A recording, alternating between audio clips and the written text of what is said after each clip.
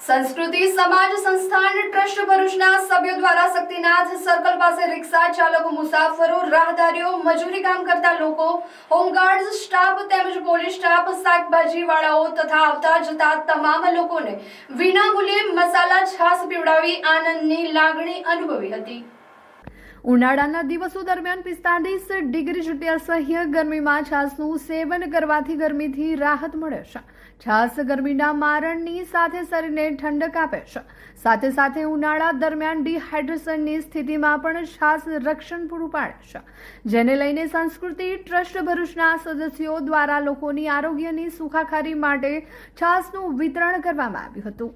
આ પ્રસંગે સંસ્કૃતિ ટ્રસ્ટ ભરૂચના પ્રોજેક્ટ ચેરમેન પ્રતીક્ષાબેન કંસારા, સંસ્કૃતિ ટ્રસ્ટના સ્થાપક હેમાબેન પટેલ, સેક્રેટરી સીમાબેન ચુડાસમા, સોશિયલ મીડિયાના વિદ્યાબેન ચૌધરી, સદસ્યોમાં શીતલબેન રાડિયા, છાયાબેન પાટીલ, રજનીબેન, મીનાબેન, જ્યોતિબેન પાટડિયા, મિતાબેન પાત્રા, મધુબેન, માધુરબેન હાજર હતા।